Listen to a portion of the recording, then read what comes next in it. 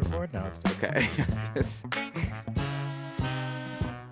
Hey, everybody. Welcome to the Unconventional Therapist Guide to Nothing. My name is Dave, and I'm joined here with my co-host. His name is Greg. What is up, Greg? Um, it's a loaded question in this dirty In little this in topic. this day and age, Yeah, yeah. So, Dave, I do have. Greg, I dirty little topic that's very like foreshadowing of this episode. Uh, and probably something that needs to also start to lose some of its perception. I think And in some ways yes, in some ways no. I feel like we're gonna like maybe drift from each other on this, or maybe not. Maybe not at all. I don't know.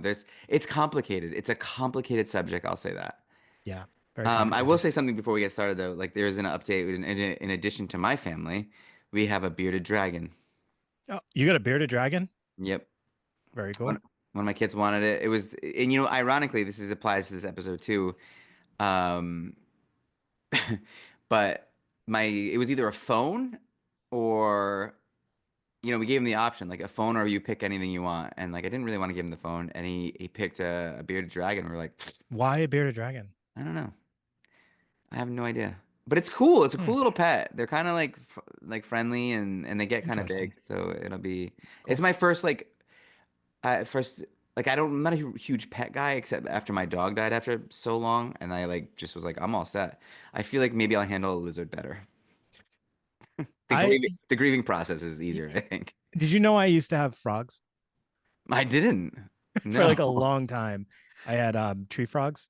Oh, interesting. So, and I actually raised them from like tadpoles into like adult frogs. Wow, that is. I had a kid I would work with, and he would bring in like a bucket of tadpoles.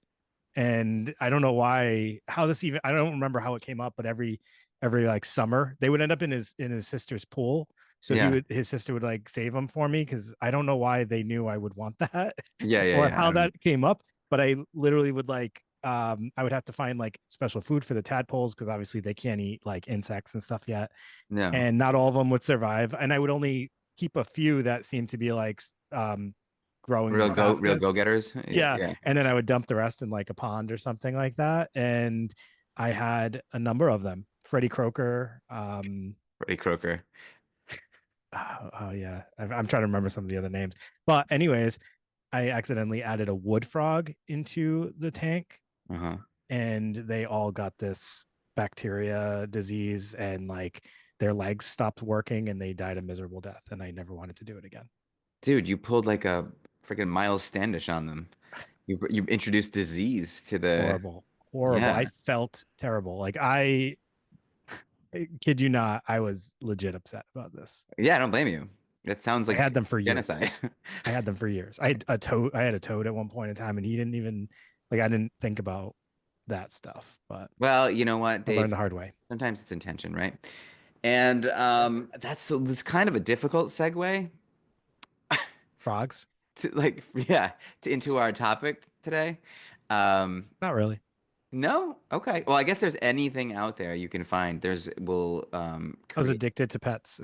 Yes, there's some sort of there's something for everybody, we'll say that. So today we're talking about porn addiction. Pornography addiction. Yes. Don't don't short it. You know. Yeah, oh, okay, so like this is I feel like you're a big advocate at this point. No, no, just not really. A big advocate for the addiction. Prediction and porn. I mean, and I think Okay. we should separate those two things. So first, Hmm. let's talk about what is porn. Because Okay. I think that pornography, sorry, excuse me, we'll have to sort of clarify that a little bit because I think that, is it a Playboy magazine? Maybe. Is it Cinemax? Remember back in the day? So, Skinamax. yeah, some would say Skinamax, yeah. But then there's like Game of Thrones, which is sort of on the same playing field. You'll see the same amount of, you know, bare parts as you would in Cinemax or Playboy, right? So I think it's important to distinguish, a show like Game of Thrones from pornography because, I mean, it's a form of media, right? But it's produced and designed to create, like, it's explicitly for sexual arousal, I think. So let me also challenge you with this thought. Okay. for the individual person, couldn't the source of pornography be something that's not even intended to be pornography? So it could be, but the idea is that pornography itself has to fall under the criteria of something that is produced specifically for that. So like if you go on all these porn sites or back in the day when you had to get DVDs or something like that, that was created explicitly for, I Hmm. mean, are we bouncing around the word here? Like sexual arousal slash sexual gratification slash Pleasure, pleasure, pleasure? sexual pleasure. Yeah. Yeah. Masturbation?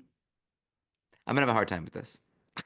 Okay. A lot of Catholic But guilt. that's part of the problem, I think. That is kind of part of the problem. Yeah, you might be right. I Yeah. think that there's, and we'll talk about this as we go along, but like the fact that it's so hard to talk about, I think impacts people's ability to actually seek help for this. Okay. Yes, because there's a stigma around it. Okay, you're going a different way than I 100%. thought you were. Yeah, no, absolutely. And also there's an element here when it was brought to like the Supreme Court, one of the justices said, "You know it when you see it." And I think there's some truth to that, right? Oh, Like 100%. yeah, Yeah. like what is it? You You'll know, know. when you were describing it though, I was even thinking like as a kid, you would see like this is like something of the past, but they would do like catalogs or Yeah. magazines with like people. And I remember like Cheryl T in like a swimsuit or something like that when we were, I'm talking Yeah. 80s, Make obviously, it but Sears um catalog was enough when in the 80s. Yeah. the Sports Illustrated like Yep. swimsuit magazine or something along those lines. The bra section in Caldor. Yeah. You know, like anything like that was enough. Think that, which is something that's interesting about this too, which we will talk about because man, they've upped the ante since we were Oh yeah. Oh teenagers. yeah. Dave, it's funny that you bring up like us being kids and everything. Did you know that the exposure to this, the average exposure age is between 10 and 13? It's like the Yeah. first time you're gonna see porn. Is that young? Is that nudity in general or pornography? That's you're gonna come across pornography, not historically speaking, but like that's a contemporary number because I think of, hey, what does everyone have? Like internet access 24/7. You typically give your kid a phone around 9, 10, 11, 12, 13, right? That's when the kid's gonna get their own phone and they're gonna stumble across this because there's always a kid, even when we were growing up, who just knows a little bit more than the rest of Oh, us. of course. Yeah. Yeah. Yeah. He's And got some you access. wonder when we were kids, because I mean, we didn't get our first phone until 18, 19. Yeah. And it makes you wonder how that kid knew so much back in the day before phones. There's always someone that knew, Yeah. and I remember it. Geez, this is taking me back. I know the kid's name. I think I'll withhold. But he showed me like a hustler, which was pretty intense. And I remember seeing that and being like, that is not what I expected. Yeah. There's a lot going on there. So, in terms of porn, though, we're still kind of talking pornography. We're saying that these are the numbers as far as like who's looking at this. 70 to 80% of men use it regularly, right? 60% of women, which is kind of, is that more or less than you thought? Way more. Okay, so it's 60% of women really do. Actually, 70 to 80% of men is really high, more than I thought. Well, 100%, almost 100%, this one psychologist was saying. Like, you can't say 100%, obviously, but in America, nearly 100% of people have seen porn by age 18. So that's today's stats. It didn't used to be like that. Right. And I think that's a problem in a lot of ways. I mean, because it's so easy and accessible. And I think like you wanted to mention that later. We used to have to go find this stuff. Like it was in the woods. You heard legends that there was a Playboy in the woods, right? Isn't that like that No, was something that, I never heard that one. Well, there isn't so these The numbers are high. Playboy in the Woods. It sounds like when I said like 60% of women use porn, like you were kind of like, "Oh, that's seems like a lot." And I think there is an outlier, and that's religious women who are about 20%.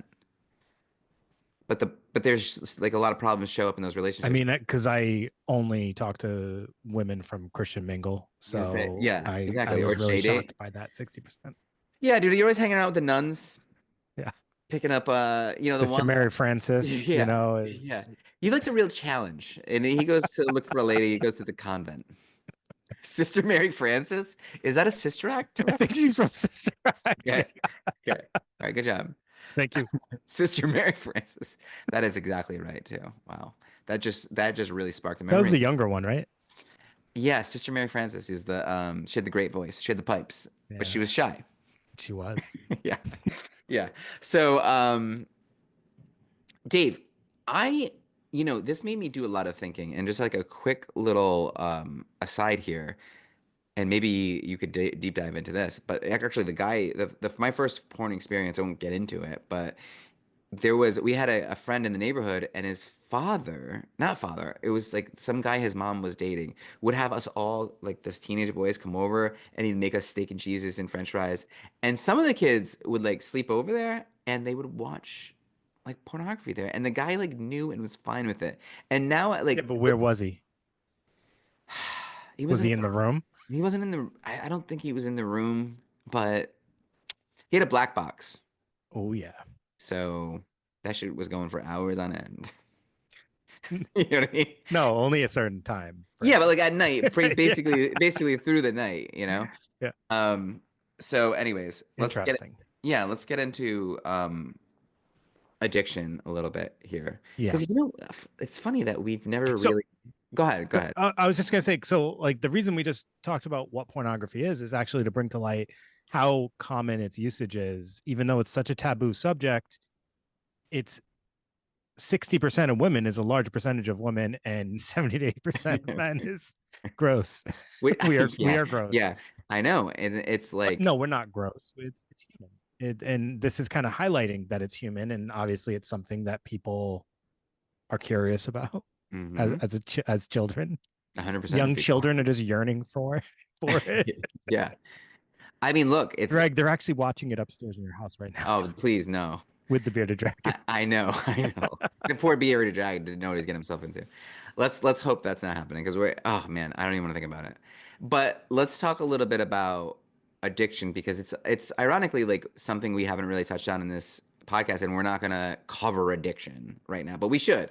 No, We will. we will. Yeah, We that's on the will. list. Yeah. So it's so I didn't look for I kind of tried to define this on my own, and I think it's a compulsive need to do something that interferes with your life goals, and I think there has to be an interference with your values. I think is part of what an addiction is, or maybe not.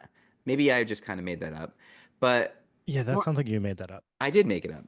Porn, though, is it's hard to say that it's addiction sometimes because I think there's actually a term called PPU, and and that stands for problematic porn use. And that's when it causes distress and like, you know, Yeah. guilt, right? And you're not loving that you do it. And it kind of brings you down. And it might even be causing some mental health issues, but it's not heroin or cocaine. Can I go back to the first thing you were talking about Sure. so that it interferes with life goals? So I think the most easy and basic way to look at any kind of addictive behavior is it's a problem. I think another way to say it, other than like your life goals, would be it's negatively impacting your everyday functioning and Mm. ability to kind of carry out your responsibilities in life, right? Yes. That is Yeah, when like addiction becomes problematic. right. Yeah, like the cocaine and the heroin, that's you're not getting up for work. Maybe pornography is not doing that to you, but maybe it is, right? No, yeah, that when we Because get it into does happen. symptoms, we'll talk about that for sure. Right. Like, and I think that it's less similar to cocaine and heroin, but it is pretty similar to like sports betting and alcohol and cigarettes. Yep. But I think alcohol is a pretty parallel one too, because it's like you can age out of alcoholism. I think in a lot of ways I have, where it's like you get to an age where you're like, I can't feel like that Do anymore. you so I think there is uh, a spectrum Sure. of addiction levels, and people's place on that spectrum can vary. So, like for you, I think that you might have fallen in a place where your addiction uh, placement on whatever this scale is probably lower than someone who that wasn't possible for. You know what I mean? Right. Right. Because No, then I that agree. I think that kind of highlights like the individuality of addiction as well.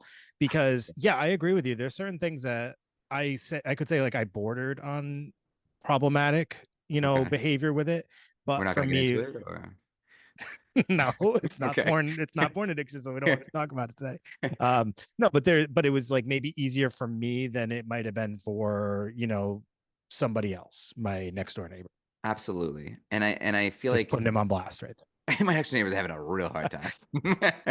Yeah, there. no, He's you're having some right. Like, problems. but so I think with alcohol and cigarettes and pornography, something they have in common is there's like a cognitive dissonance where, like, the nurses outside the hospital are smoking cigarettes. That's a cognitive dissonance. There's this Yeah. moral incongruity where there is this struggle inside a lot of us where we feel like this is such a bad thing.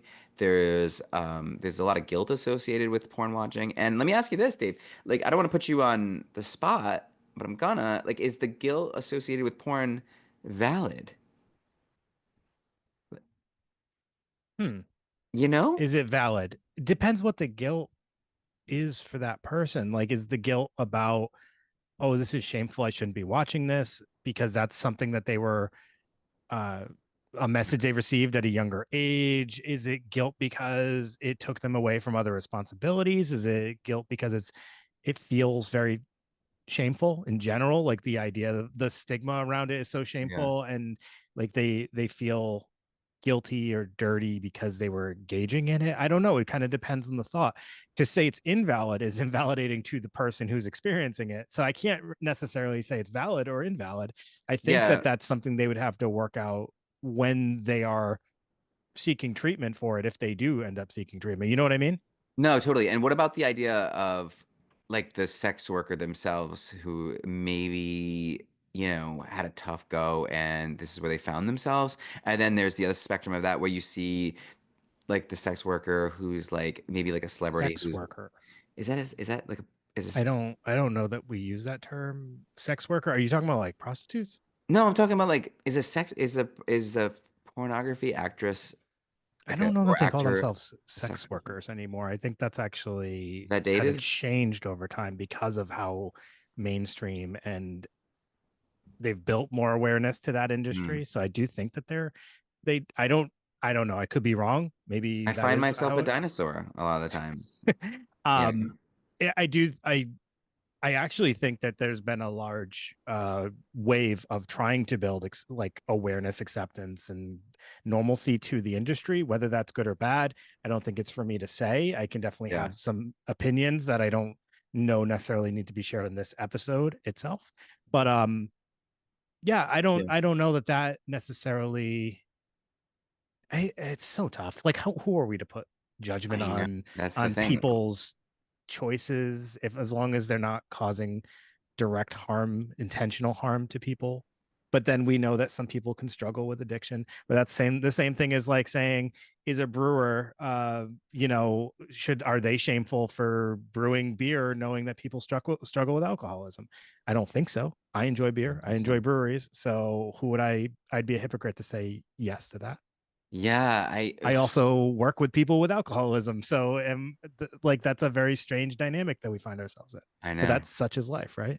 Such is life, right? I mean, it's very nuanced, we'll say. Absolutely. So Um, I'm gonna be interested, like, and then I'm gonna let you like take off here for a little yeah, bit. But the I am interested to hear you talk a little bit about symptoms later on because to me this has always been like a spiritual or a moral point of view, whether or not like it was an appropriate thing to be doing. But I'm interested to hear like, are there any like real yeah, consequences, Like, yeah. And this is something that I think I've been aware of from listening, like kind of like lightly touching on this subject previously. Maybe a weird term to use, but just like slight. doing some light research Yeah. previously. But Okay. now that we did this deep dive, I was like, oh yeah, no, there is a lot here that's pretty like actually serious. And actually I do remember why I've looked at this previously. I had a patient who kept telling me he had sex addiction, Mhm. and it included pornography as well. But it was like, and I've talked to you about this patient before. It's a pretty wild case, and I'm not going to get into it here. But I as he was talking about it, I was more and more, I was like, this sounds more like you're addicted to like porn and fetishes than it is the actual act of sex itself. So, but I mean, there's some similarities here. I do think you might even consider them two separate things, maybe sex addiction and pornography addiction. I'm not sure. I think there's maybe a case to be made for including or separating them. But I did look a little briefly, and obviously we did this deep dive. And the craziest thing to me though is that it's not in the DSM. Yeah. So the diagnostic something manual, whatever, Yeah. it's still not in there. But we have other things like excessive internet use, internet gambling, and I think there's even like video game addiction. Um, there's maybe caffeine addiction, right? Aren't they even Yeah. mentioned in there and like Absolutely. tentatively going to be added into the They next get honorable DSM? mentions. Yeah. But then pornography addiction is not in there. So that's sort of interesting to hear. Um, it's this really taboo thing, right? And I would imagine that makes it like super hard for people who are struggling with this to feel comfortable to come forward to seek help, right? Yeah, it probably does make it super hard. See, I would never tell you, Greg. I would never tell you if I were someone that would. If you were my therapist, I'd be like, I'm not sharing that with him. He's gonna make a joke. Yeah, no, no, this is like actually, I'm actually very interested in this. And I didn't know that it wasn't a part of the DSM. I kind of just assumed that it was. Um, As far as I'm aware, it is not in the DSM-5. that actually makes sense. There's not a ton of study on this Yeah. because there's not a lot of time to like pornography was something for a very long time. It's kind of like always been a part of, society. But the way it is now, it's a completely different thing where people it's almost replaced. I think never in the past has it had a chance to almost replace the necessity to seeking out romantic Oh, relationships. You know what I mean? there's unlimited access to Yeah. it too. It's which is crazy. And the adult industry itself has become way more mainstream, right? It's like, Hmm. you see porn stars on social media, you see them in movies, you see them interviews with, your favorite podcast hosts, whatever. Yep. Um, but the interesting thing is, so the world is shifting its view of the people in the industry, right? But is Yes. the world changing its perception of the people who actually view it? That's a wildly fascinating question. Think about that. Like, don't we still like if somebody was like came out and told you, hey, I just watched a bunch of porn, you'd be like, you'd I'm probably uncomfortable. have a negative thought about them, right? I think that even Even if if you're you engaged in it someone, yourself. yes, like even if you were just like in your mind, you're like me too. You'd be like, what the heck? You're a pervert. You would say Yes. something along those lines, Yeah, right? I think It's so. this wild dynamic, I think. And like, how do we how do we look at the people in the industry more graciously, but then still have such a harsh view of people that engage in it? I just find that to be a very wild dynamic that we have in Well, society. we romanticize like heroin use and like things like that through There's no romanticizing porn use, right? yeah. There's no movie about like Johnny Depp like as like Oh, a you're porn right. addiction like I know. person, Oh, looking at I him will in like say this. though, that movie about the Wonderland murders is pretty solid. Yeah, yep, Hmm. yep. But I like I don't know that I remember. it wasn't I saw it a long time ago. It's Val Kilmer. I know as John. I was like John Holmes, and and it's not a great light, and Dirk Diggler and Boogie Nights is a great movie, and that's again, it's like that dirty, it is. gritty, It is. uncomfortable.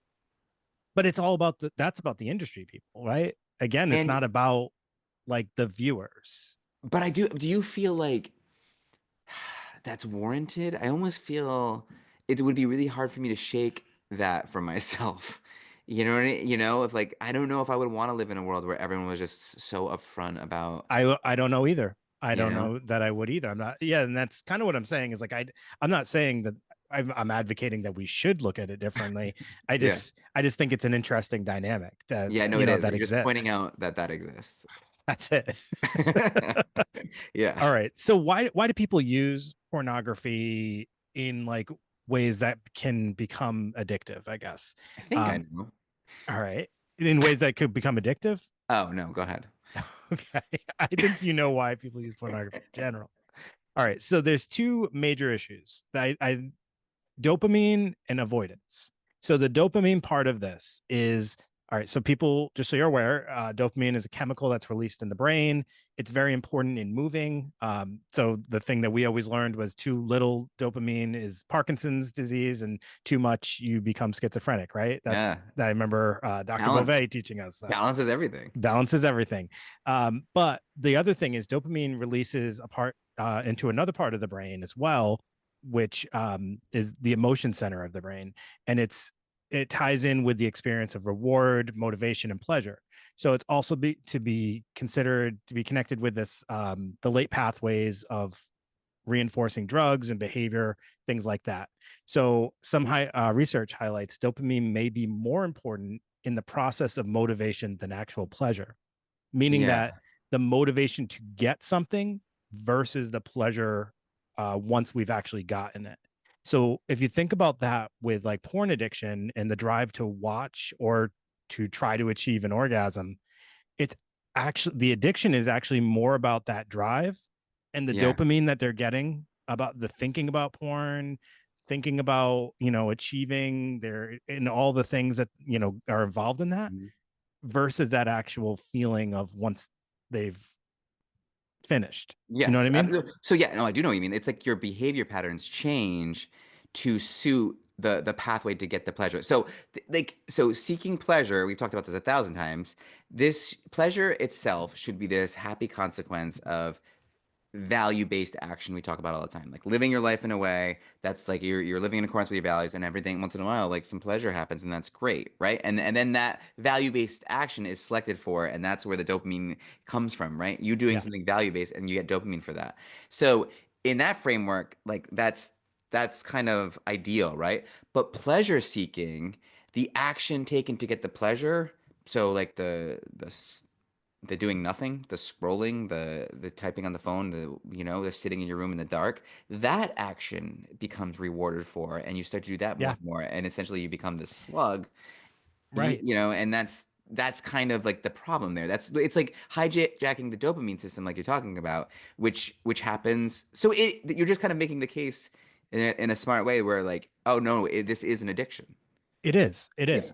All right. So, just as we are describing this, I just thought about think about people who are like, what would you say, kleptomaniacs? sure. It's more about the thrill of or the dopamine you get Hmm. from trying to obtain the object versus once you've obtained it, you're not satisfied. You're going to do Uh-uh. it all over again. And the You, same thing happens with porn addiction. Once you finish and then have that weird change in your mind where you're like, oh, why didn't I do that? yeah, I'm gross. And then like 20 minutes later you're back to your normal self. um then you're just going to do it all over again. And guess what?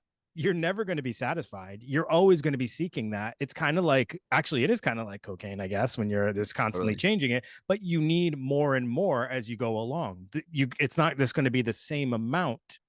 You're going to be seeking more of it. You need more. Yeah. So it becomes this snowball effect. And that's where I think the addiction piece really comes to light is Oh, when I see. people are taking now what maybe started as I only need 5 minutes Hmm. of this time with pornography. Now it's taking hours. And you're building a tolerance in a And sense you're too. building a tolerance. Your neural pathways are changing, Uh-huh. right? The brain chemistry is all changing from this And behavior. and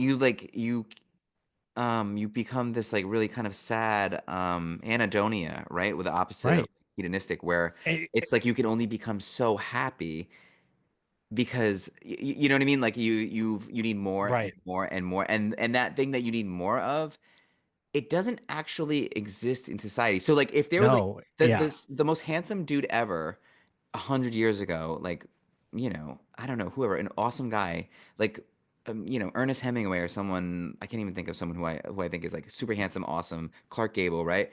He's, you can James see Dean. now more beautiful, ridiculously beautiful naked women in like seconds than he did in his entire life. And he was awesome. So, like, you don't, the meaning and like the pursuit, like all that's kind of taken away. And so it's kind of this empty pleasure too. Super empty. Now, do you Yeah. see how this is all science, chemistry, like Yeah. body chemistry? Oh yeah.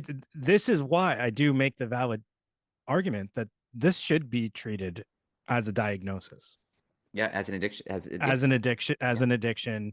be included in DSM. I truly believe it. Just kind of understanding it in this way, it Hmm. functions as every other addiction. Sure This is does. just like video game addiction. It I think and it's worse. it That's way it's more. worse It's way. because of, yeah, you're engaging in something that, like we said, is so taboo, is can become so problematic in relationships. I Hmm. mean, all these addictions can, but this one feels like it has a different connotation, and it's unfortunately because of the stigma, because of the taboo, you can't just like, you're not gonna, you could go to your friends and be like, guys, I got video game addiction, and they may Yeah, be like, yeah, dude, me too. I know. You're not gonna go to your friends and be like, dude, I got porn addiction. They're like, They're like, you huh, you don't have a, why don't you just get a girlfriend, or they'll have like totally. some stupid thing, and then you feel shame and embarrassment, right? And you just want to get help. Right. The other part of this, which I think is also super huge, Okay. is for some people, porn addiction has is basically, it's a maladaptive coping skill that they developed at some point in time that serves as avoidance to what some sort of uncomfortable feeling. And Okay. this has become their new way of dealing, or it's become their way of dealing with the uncomfortable feeling, and now it's the only way they know how to deal with the uncomfortable feelings. And it also, because of the way the dopamine hits and things like that, it probably reinforces it and makes it Yeah. stronger. But some things that people might be looking to avoid, maybe boredom, maybe being tired or drowsy, so like right before bed they might start to engage in it. Maybe they get stressed, um, or other unpleasant or difficult feelings like anxiety, sadness, anger, depression, Yeah, it's like any loneliness. other like maladaptive coping strategy. It's like at one point this worked and it was useful, and then your brain, like whenever you're feeling that emotion, that strong emotion again, your brain's like, well, geez, like how did I fix that before? Oh, I did this thing, and then it just kind of you get Right. caught in that like almost like obsessive compulsive loop. Now, think about what we talked about with accessibility. Yeah. Now, think about how, so like, all right, if you and I got stressed and, like a stereotypical thing people talk about doing is like they're going to have a cigarette, right? You even Mhm. mentioned like nurses might go outside and have a cigarette if they had a stressful shift. Or somebody might have a drink, or do some other kind of like substance, right? But you sort of have to like do that in a controlled way. Like you can't Yeah. just in the middle, like midday, if you have a bunch of responsibilities, you can't just go, all right, now I'm gonna go knock back a whiskey before I go pick up the kids or something like. Well, some people maybe do, but you probably shouldn't do that. It could impact your life pretty significantly. However, you Hmm. could engage in this. It's super accessible, probably wouldn't impair you for the whole day. It would start off as something maybe sort of quote unquote innocent, Hmm. and could spiral into just the way that you deal with any of Everything. those uncomfortable things, right? Or anything that comes your way. And now you have a real problem because you don't know how to deal with human feelings and emotions without Yeah, using and porn. I wonder if it has an effect on like your ability to have just regular sex. Okay, so let me get into the symptoms Okay. because yeah. So symptoms of porn addiction: obsessive viewing, and inability to stop. I think those two things are maybe Yeah. feel kind of like they would go hand in hand. But I mean, people can spend hours consuming porn the same way people, like we talked about with video game addiction. I hate to keep bringing up different addictions, but I just think it kind of needs to be said that it functions similar to a lot of things. People play video games, say they don't even notice how long they're playing, and suddenly it's been a few hours. Neglecting daily life. So maybe they're watching for so long that they forget to do certain things, or they lose time in the day to do things. Reduce sexual satisfaction. It can actually reduce intimacy in relationships, which might seem contradicting. I think people think of people with porn addiction as just being like very, for lack of better words, horny all the time or something like Yeah, that. yeah. But it's not serving that way. It's not because they're constantly aroused and they need some fix. It's like I said, it's more of like a coping skill, or they're seeking that dopamine, than it is that they're like just so worked up and aroused that they need it. um and the other issue is they may only get arousal after watching porn, and they might not be able to get arousal from having intimacy with their partner. which can obviously then cause significant relationship issues. They may have declined attraction to their partner. They may just start to begin comparing their partner and mentally to, things they viewed, things like that, and it can decrease the attraction levels. Um, they might have excessive spending on pornography. Some people pay for it, I guess, which Yeah. seems old fashioned in today's Right. Yeah. today's Yeah. society. And pain in joints and body. So obvious, I think the more obvious one is the This is wrists where we're and getting hands, serious. but Yeah. actually Yeah. like back pain, headaches from the excessive viewing, things like that. So it actually has a psychological and can have a physical impact on your health. Yeah, and like there I can even talk about more consequences, like Sure. kind of more like nuanced ones. It's like when you think of like the sex scripts that people develop from this, it's when you think of like a movie, the way like a fight scene goes in like John Wick or like the old kung fu movie. Remember like the Ninja Turtle movies? Yeah. And like you'd be like, why doesn't someone just shoot them? Or why don't they all attack at once, right? So it's like the way that a fight scene in a movie is so fake. It's kind of like similar to the way like a sex scene is in porn, where it's like when young kids are looking at this, it becomes like really weird, like expectations, you know? That's that honestly, what you just said right there is my biggest concern for youth watching excessive amounts of pornography or having just this, access that wasn't available years ago. They're watching it and there's not a lot of education towards them because of how taboo the subject is, especially with minors. So they are having a harder time probably differentiating what's reality, what's not reality, Yeah. or even just understanding that these are parody Yeah, like it's not conversations and real. dialogues. Yeah, Yeah, like I feel like there was a lot, like we understood that. So, and the truth is, there's like a violence piece here too, where even in right. colleges, 2/3 of females report unwanted choking, which goes back to these sex scripts. Like this is something Yeah, that's constantly happening. They see this in the pornography, and they think, oh, like I get it. Like this is a part of the whole thing, sure. and it's like almost a subconscious noting that, oh, women like to be like violence and they like degradation. They like to be Yeah. like treated And what's really crazy is nasty. like we also, as a society, don't always consider our individuals who aren't neurotypical Yeah. learners. So like as we've talked about numerous times, like I work with a population like, a lot of them on the autism spectrum or have developmental disabilities. And it's crazy to hear like how hard it is for some of them to understand that that's not real life. I'm actually like one of the individuals I work with at our office is like, I think he's like 16 and he let me know that he's been watching excessive Mhm. amounts and the way he talks it does feel like he thinks it thinks it's reality and it's a conversation that like actually is less awkward with him because he's just so direct and everything's so Yeah. black and white that's kind of a benefit but still can be kind of scary. And then I was also thinking of oh, I just had a fleeting thought. I'll come back to it, never mind. Sometimes they get away from us. But They I do. got an interesting thing to say. Like Sure. there's this thing that this test or study that they did with the stickleback fish. And this fish, it's like this cool thing where like they have a little red dot on them. I might have talked to you about this.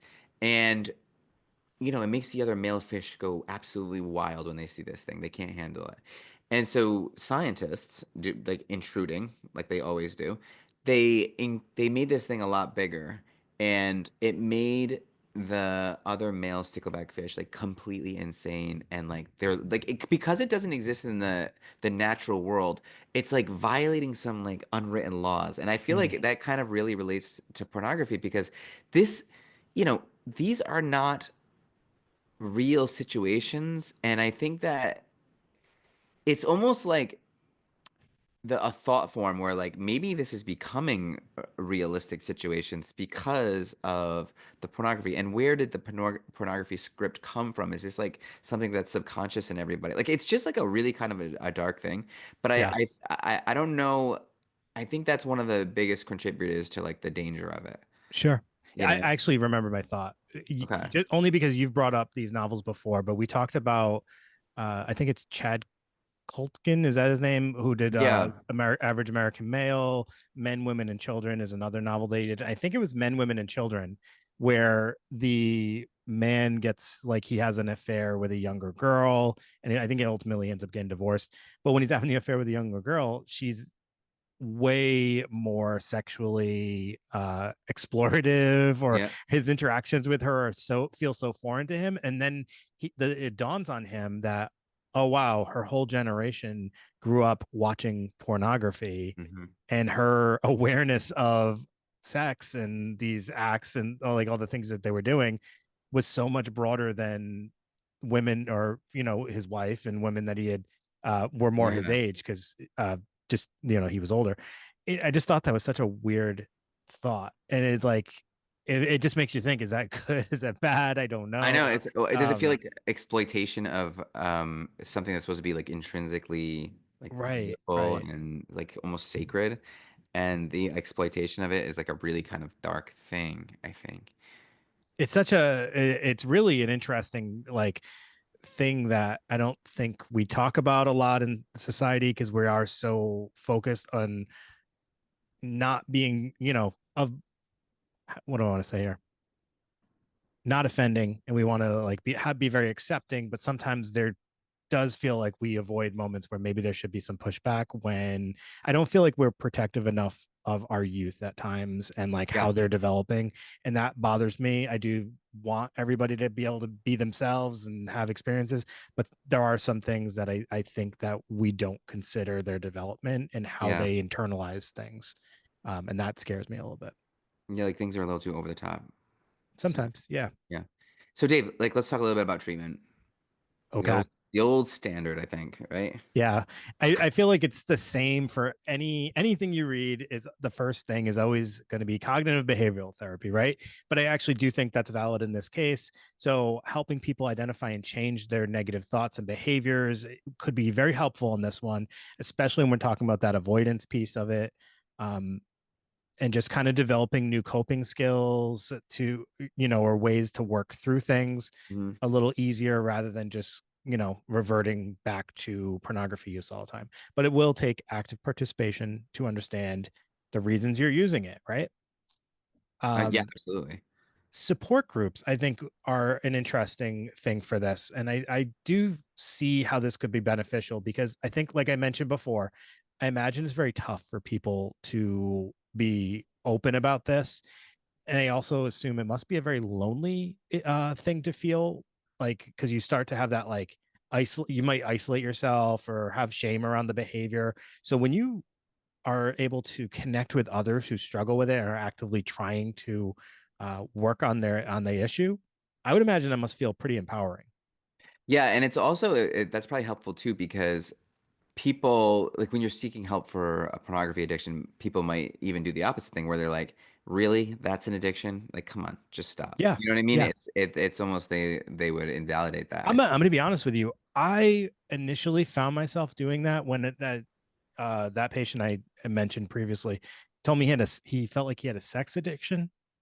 I found myself, and this is horrible to say, I didn't say it out loud, but I found myself pushing back to the idea and wondering if he was using that as an excuse to justify Yeah. some of the behaviors he was engaging in. Yeah, like I can't stop now.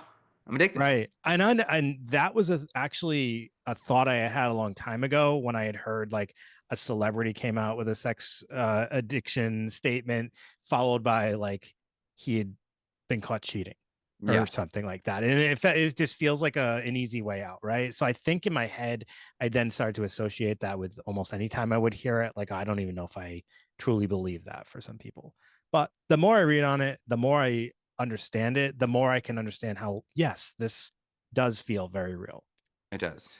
So I apologize if I ever minimized anybody's addiction in the past. But then part of us, our job is like seeing through some of that stuff too, right? And like bringing Sifting people, through the bullshit for yeah, sure. sifting through the And I bullshit. think I was doing a little bit of that as well, because I do think there was a little bit of bullshit, but then there was definitely some very valid things that were in there. Psychodynamic counseling, and we rarely talk about that as a way Hmm. to like solve or help treat people. So this is interesting. So trying to identify the deep rooted issues and kind of working with the person on it, I do see how that could be beneficial because like I mentioned, like almost feel with some people this is probably a behavior that they learned very early on and they utilized to deal with emotions, and then it Yeah. just became this thing that just kind of like took over. Yeah, I can see that. I can also see like acceptance commitment therapy because it's almost like committing to a values-based action is like what like a the real antidote to this in a lot of ways, you know? So I'm accepting that I use porn It's right. 23 out of the 24 hours a day. I'm okay with that. You know? it's, it's It's part just of who my I am. ACT, That's who guys. I've been, you know? Part And of my ACT treatment. so Um, and this just to mention also medication.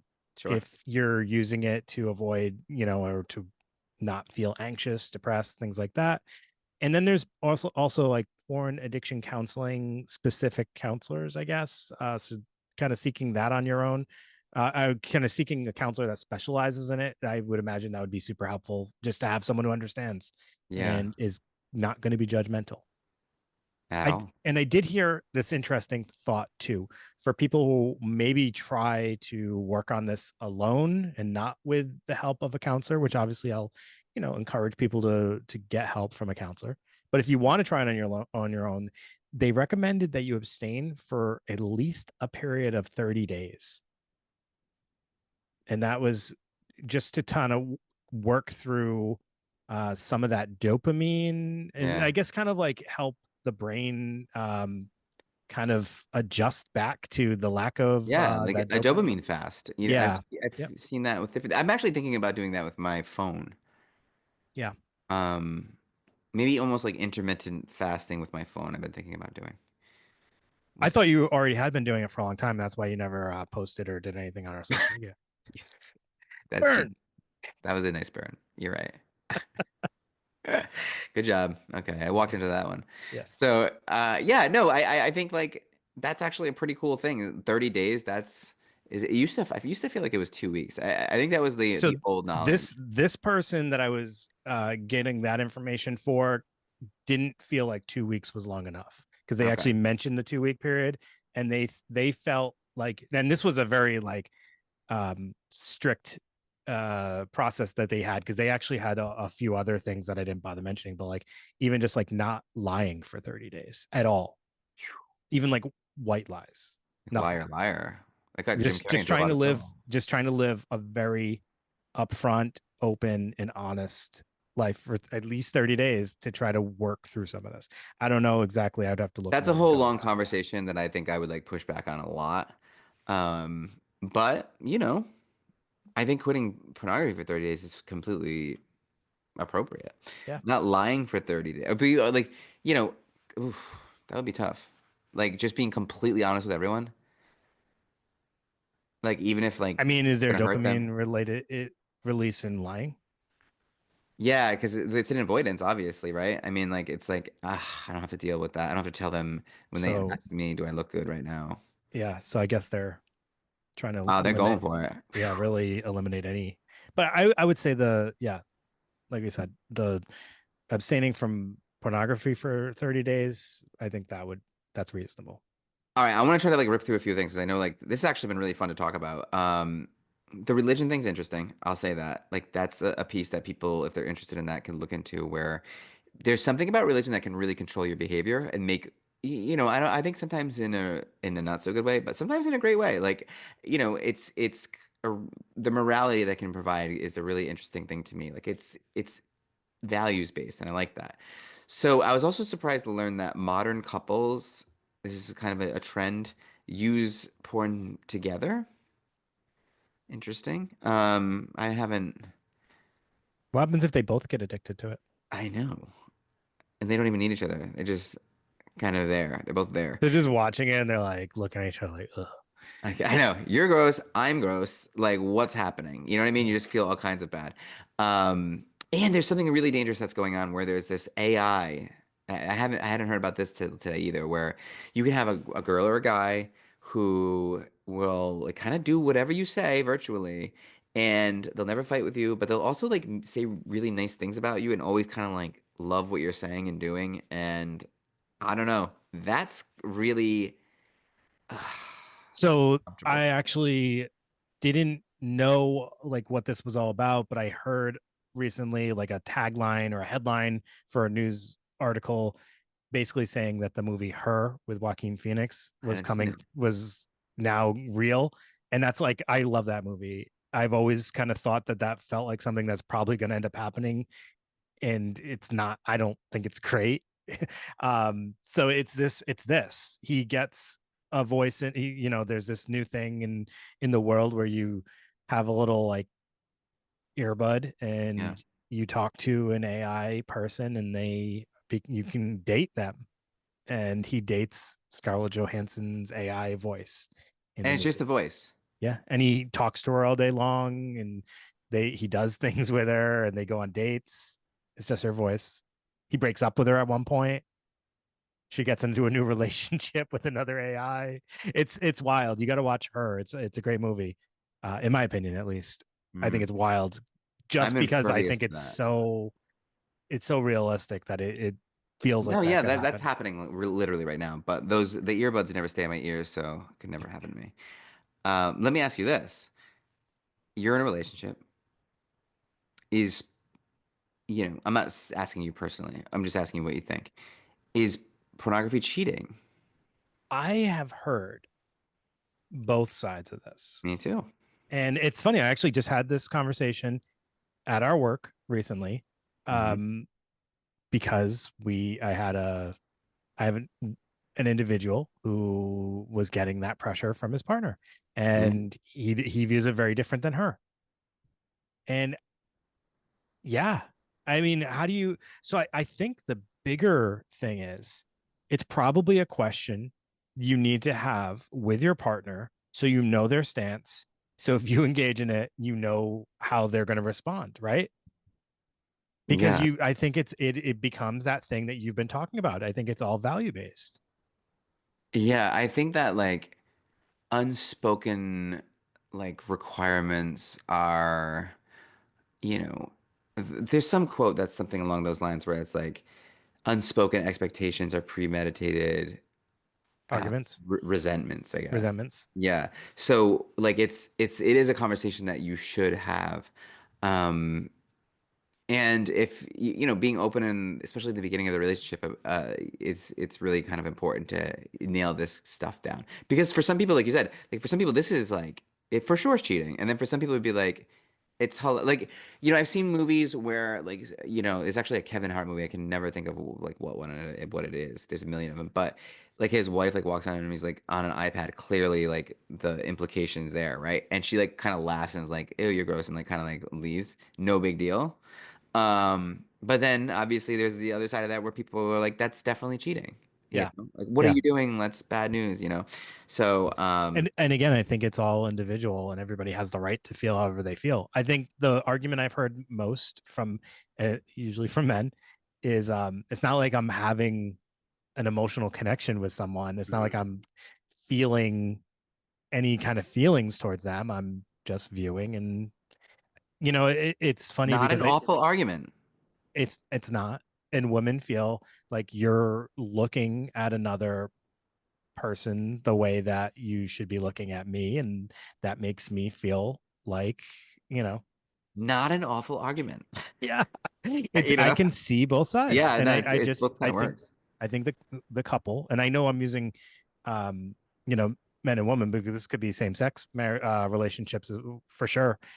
They just need to have the conversation, and that's it. That's it. That's Make it. sure you're both on the same page, or at least that you can accept each other's terms. So, Dave, I think that about wraps it up for that. Yeah, But you had a this little was announcement. this was a listener recommendation, and I'm not going to say the listener's name because I don't want to like. But actually, he wasn't requesting it necessarily for himself. He was requesting it for the help for a friend, quote unquote. As you would say. I do actually believe him because he gave a little just you know he's recommended a ton of things in the past too. So yeah, hopefully this was helpful for him, and hopefully everybody else kind of enjoyed this conversation. I just have two house cleaning things I want to say and an update. So we have our Patreon and we have our Apple subscribe services going on. We are as of the release of this episode, we're going to have 2 bonus episodes available. And as we keep saying every week, we're going to continue to make those available and, try to increase the frequency of them. So, if you're interested in getting those bonus episodes, you do have to become a subscribe or Patreon member. You can choose whichever platform you want. So it's either on Apple or to go to the Patreon site for that. And is this right, Dave? There's no ads on Patreon as well? I have no idea. Okay. I I don't don't think know there why. is. I don't know if that's true or not. I can't say. Okay. Well, I'm gonna listen on That's Patreon. probably false. Really? Yeah, it's just yeah. Oh, it just carried over. Yeah. All right. Yeah. Okay. But I Well, do want to say thank you to our new Patreon subscriber. His name is Tim Sterling. He sounds like an amazing person from that name. yeah, Sterling. I love Very, very I, cool. I love him. And Yeah, because of him, awesome. we will record a bonus episode tonight, right? Yeah. Because it's Yeah. I on. want to make sure this Yeah, person it's has on a now. couple of things to listen to. Yeah. So yeah, thank you, Tim Sterling, for joining Patreon. And we'll send you a little something as soon as we get it Yep. to send to you. But soon enough, I promise. All right. Yeah, so there's that. Also, same spiel every week. Please rate, review, all that good stuff. I did want to share one little sad thing, and I left it for the end, so I didn't put like a damper on the episode. Or I mentioned previously in an episode about my neighbor who lives across the street, my friend. His name's Patrick, not the neighbor I was talking about with the alcoholism. That's my other neighbor. Yep. No, this was Patrick. He was a great guy. I mentioned he had brain cancer. And that started around July. I can't remember when I first mentioned that on here. It was a while ago now. Super sad to say Patrick passed away last Sorry, week. dude. So I just wanted to kind of acknowledge that. I knew actually, I just figured since I had already mentioned it on here, I wanted to update people in case they heard that story and they were wondering or, Yeah. whatever. I didn't want to leave it unended. So St. Patrick's Day is tomorrow as of recording this. And he's an Irish Patrick, so it's going to be a day of remembrance for his family. We were kind of hoping that he was going to make it at least to St. Patrick's Day, but unfortunately, he held out as long as he could. But he was able to go peacefully at home. I guess that's the best case scenario, but ultimately he is no longer suffering, and it is probably the best thing for him because it was a really rough go. Brain cancer is a really terrible thing. So Yeah. just wanted to share that information, and obviously, you know, Sorry, Dave. let people know. Thanks, Greg. Appreciate If you that. ever need to talk, buddy, uh, you know. Yeah. Well, I appreciate that. And yeah, so we'll be back next week. Like I said, this episode is going to release on Tuesday, the day after St. Patrick's Day. So hopefully everybody is recovering nicely from their Monday St. Patrick's Day shenanigans, if they're even having them. Sucks when it's on a weekday, but Yeah, Monday of all days. yeah, it's kind of the worst. Yeah. But Damn. all right. Well, everybody have a great night, day, morning, whenever you're listening, and we will see you next week. Peace See you out. next week.